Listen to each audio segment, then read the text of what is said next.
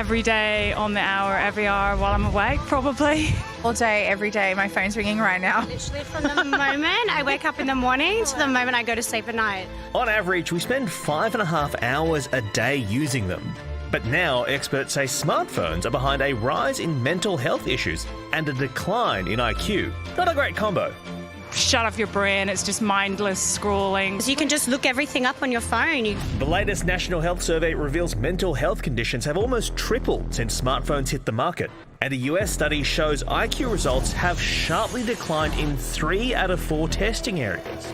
It suggests the Flynn effect, a theory that says IQ scores have been steadily increasing since 1984, may now be in reverse. The reason we're seeing this downturn in IQs is that our brains are just like any other muscle. We need to use it or lose it. And when we're using a smartphone, we're not using our intelligence in the same way. We're not actually, having to calculate or socialise or consider or work out where to go in our environment. The correlation's been attributed to constant disruption from our devices, forcing our brains to multitask, which we aren't great at.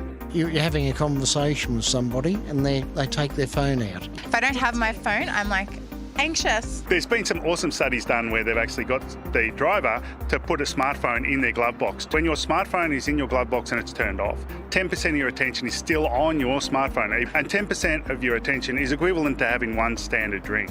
That's right, you don't even need to be using them for the damage to happen. They can also lead to our brains experiencing information overload, which can have knock-on effects on our sleep patterns and memory. If you actually just turn off your notifications, we see an improvement in mental health within 2 weeks. We see an improvement in productivity within 2 weeks. So simply turning off all your notifications can actually help with this issue that we're actually seeing in society. Now that smartphones have us in a stranglehold, are we simply doomed to have our brains turn to mush? Dr Joanne Orlando is a digital behaviour analyst. She joins us now. Dr Jo, are we perhaps demonising smartphones a little bit here and just completely ignoring the fact that we have absolutely no self-control? Well, there's that part to it, but in part, it's not just about self-control. What's actually happened for many of us is that we've got into a really bad habit with our phones. So how many times have you been on your phone and you didn't even realise that you've picked it up? You've just been scrolling away and you don't even recall picking it up.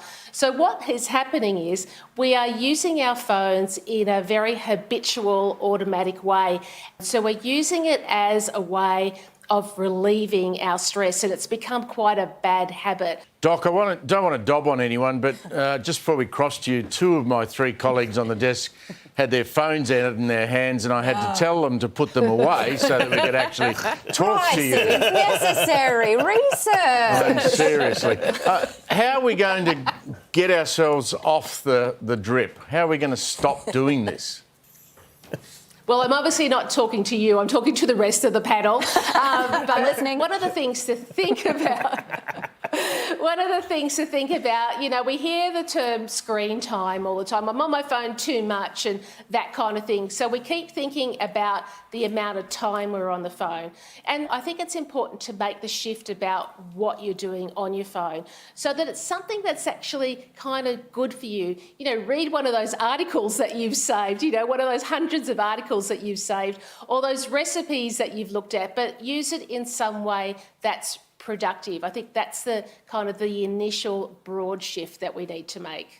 Yeah, my newspaper column's up on air already, so you could Google that tonight. That's what I was reading. Yeah, of course. Sorry. Now, do you practice what you preach? How many hours a day are you spending, Doc, on your phone? Well, I haven't looked at it today, but, I'm human like everyone else. In the lead up to Christmas, we all get really busy and we could all fall into bad habits, myself included. So today's my first day of holidays and I'm thinking, all right, I need to rein it in again. Sometimes we fall into the habit, we pull ourselves back. I think that's what life with a phone is like. Doc, I'm on my phone between 4 and 14 hours a day, depending on the day, but I do play Wordle and Connections every day. Is that doing anything good for my brain? Yeah, and I played both of those as well. Yeah, that's great. That's real value add. It's got you thinking, it's fun, you probably share your results with other people. That kind of thing is really good. It's where we're doing something productive, where we're thinking or creating or sharing or connecting with people. All those Perfect. things that make us actually feel good, that's the thing to do. Okay, so work emails are out, Wordle is in. Thank you so much, Doc. I'm hearing Dr. Susie. Dr. Jo, thank you so much for your time. Thank you.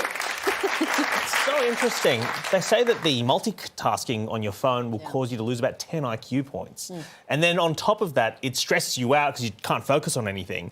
And because you're so stressed, then you're tempted to get back on your phone to relieve the stress. But it doesn't actually help. It's this vicious cycle we're all stuck in. That's me. I feel like what Dr. Jo was saying about habits really rang true for me because in any kind of situation now, be it getting into an elevator, waiting for a friend or anything, I'm always on a tram, on a bus. It's like I can't actually just sit still and be, God forbid, with my own thoughts.